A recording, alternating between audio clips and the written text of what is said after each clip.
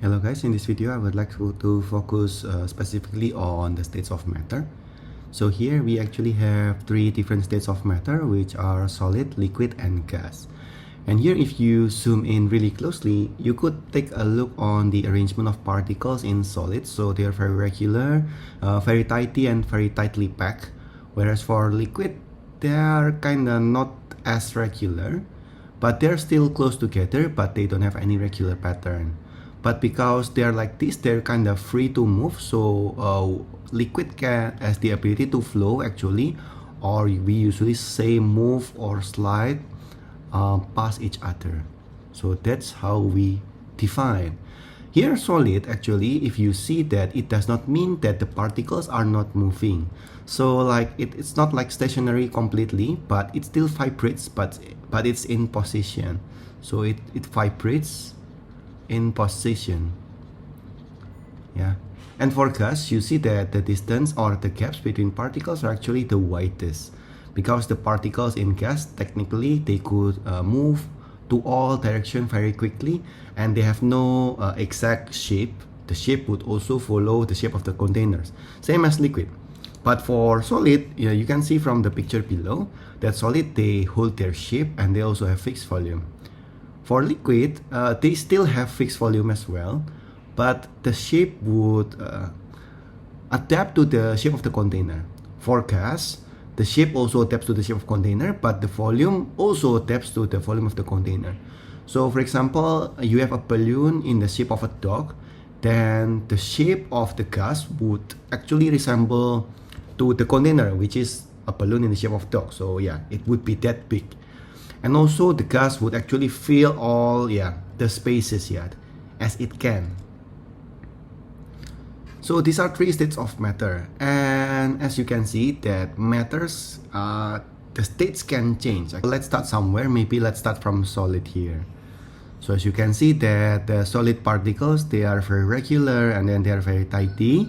And if you add energy, for example, you add energy, then the energy would actually make or increase the kinetic energy of the particle.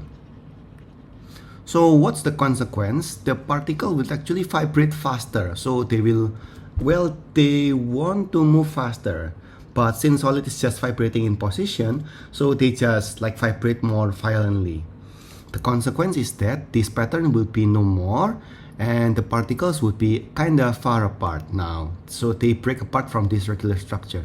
So this process of solid getting into liquid, so going to liquid, because you add energy, is called melting.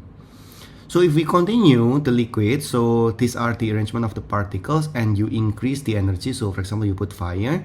So the kinetic energy of the particle would actually increase. The particles would like to move even faster. Eventually they will break free. So this process from liquid to gas is called evaporation. And the particles that were used to touching each other, so they would break free and then they would move freely to all directions to become gas. So gas, there is a special process, so it could come back to solid immediately in a process called deposition. But also solid can go directly into gas in a process called sublimation. But this is kind of special. So normally we would speak more on this. So the changing states of matter usually involves what is called intermolecular forces. Intermolecular forces. So what is intermolecular forces? So just like the image, it might be kind of complex for you, but actually one of these is actually one water molecule. One water molecule. Well, of course, in a glass of water, there would never be just one molecule of water, right? Because in a glass of water, there would be like millions, billions, or trillions of water molecules. And between those water molecules, there is this invisible glue or tying force that keeps this molecule like kind of cohesive. So like they are moving together. So this invisible force that keeps them together is what we call intermolecular forces. And if you see that here in solid, so they are very tight. So imagine that the invisible glue, the invisible force that keeps them together is very, very strong here. So it's extremely strong. However, because you add energy, so the molecules, the particles would be able to overcome these intermolecular forces. So they would make this glue like break apart. And yeah, some of the particles would actually still have like the glue. For example, like this particle, yeah, they still have the glue, you see. But some are more apart, you see. So this process of actually solid going to liquid, it's actually also a process of breaking of intermolecular forces, breaking this invisible glue. And from liquid, it's already kind of free. If you add even more energy, then the glue would be torn apart completely. So the intermolecular forces would be even annihilated. Yeah, even more. So yeah, the molecules would be free, very free to move wherever they want. But if you actually remove energy, of, for example, if you put these particles inside the freezer, yeah, so condition with a very low temperature, then the particles, yeah, just like us humans or any other living creature, if the temperature is very cold, then we usually like, yeah, we gather around, right? We try to maintain the heat, we try to make everything warm, and the same as particles. So if you lower the temperature, they would actually also flock and they would gather, so they become closer.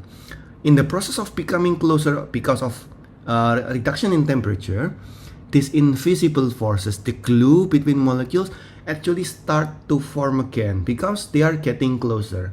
So the particles, yeah, indirectly would form this invisible glue. So it's creation of intermolecular forces, yeah, that makes them like move together, that keeps them together. And liquid, for example, if you continue reducing the temperature, you're making them like getting closer and closer and closer together, eventually they would come back to solid because the intermolecular forces are recreated. So they will become tightly packed, regular pattern as well. So this is the relationship between energy and intermolecular forces. And what is intermolecular forces? So the invisible forces or the forces between molecules, yeah, that keeps them together. So now I would like to speak about diffusion. So diffusion is actually a movement of particles from high to low concentration. Usually it happens in liquid or gases. Yeah. So for example here we have like a purple powder here. So the concentration in this part is very, very high. So the concentration of the purple powder around this part is not that high.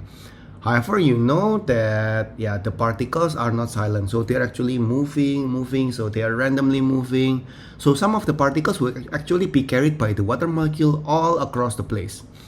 So eventually, the purple particles would spread slowly from a region of high concentration to lower concentration, eventually reaching a stable state, a stable condition where all the water has been diffused with even amount of purple powder here. So for example here it's a better representative in a molecular way. So you drop a dye here, a pigment. So this part is a high concentration. So now it will move, the dye will move to a region of lower concentration. So it will move and spread apart. Eventually all the solution inside that bigger glass would have this pigment evenly. So this is called diffusion. It's also happen to gases. Yeah, for example, like you spray a perfume. So this is a room. You spray a perfume here in this position. Then eventually the perfume would spread, yeah, so that even someone here would be able to smell the perfume. So how to make this process faster? So one easy way to make this process faster is actually to increase the temperature. Why would you need to increase the temperature? Because if you increase the temperature, the particles would gain kinetic energy and they would be able to move faster. But what if you don't want to spread the smell or spread the concentration as fast? Then what you can do is reduce the temperature instead. Because if you reduce the temperature, then the movement of particles will actually be slower. So this is diffusion. Next, related to state of matter, I would like to speak about the relationship between temperature and pressure, especially on gas. As you know, by increasing temperature, you would actually increase kinetic energy. So let's say that here you have a balloon. Here you have a balloon, and you have like some gas particles. Yeah. So the gas particles would actually move to all direction. Yeah. And like imagine that the gas particles would hit the side of the balloon. They would hit the side of the balloon. So it creates the pressure. So if you blow a balloon and then like you kind of want to press it a bit, you feel some resistance. Yeah, because the gas also hitting the sides of the balloon. But if you increase the temperature of the balloon, then imagine that here on the second balloon, the movement of the particles would be even quicker and even more violent. Yeah, so they will move even quicker. So meaning that the pressure that you feel on the sides of the balloon will be much more. So pressure would be increased. So increasing temperature, especially for this type of situation, would indirectly increase the pressure on the balloon because the particles are hitting the sides of the balloon with more energy and more often. So this is the relationship between temperature and pressure. Remember, if temperature is ever mentioned, always remember that it affects the kinetic energy of a particle. So it affects the way they move, the speed they move, and the energy that they carry when they move. So if you lower the temperature, of course they will move slower and the particles will be closer. So one last thing maybe about state of matter, I could also discuss about the heating curve and also the cooling curve. So you know that water, so imagine that water, yeah, they have like a boiling point of 100 degrees Celsius. A boiling point of 100 degrees Celsius means that at 100 degrees Celsius, the water would have enough energy to overcome the intermolecular forces. The liquid would start to turn into gas. And they have the freezing point of 0 degrees Celsius. Means below 0 degrees Celsius, the particles would actually move closer and closer, tighter and tighter, so they would become solid, from liquid to solid at 0 degrees Celsius. So imagine that we have water that starts at a temperature of negative 20 degrees Celsius. Yeah, this is time over temperature. This is time like minute, let's say. So as you heat, then there will be an increase of temperature, heat. So temperature is increased until it reaches 0 degrees Celsius. So at this part, the water is still solid. After 0 degrees Celsius, the solid water, which is ice, does not increase the temperature immediately. Because now the ice is in the process of melting.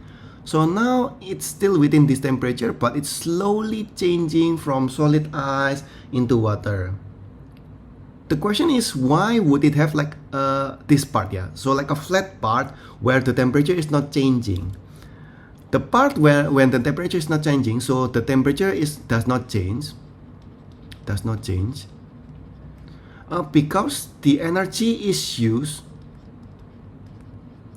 to overcome the glue, to overcome the intermolecular forces. So you know that the solid, yeah, actually they have this, yeah. So they are very tightly packed, and then they want to turn into liquid. Yeah. So they want to break this apart.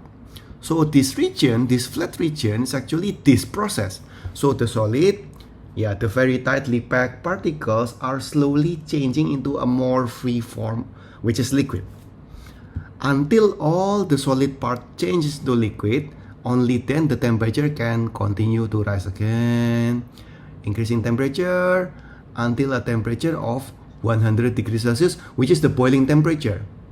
So in this part, this state of matter is actually liquid.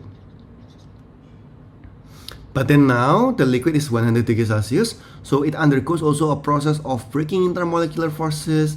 From liquid, they change into gas. So now it becomes completely gas here, then the temperature can increase again. So now this is gas.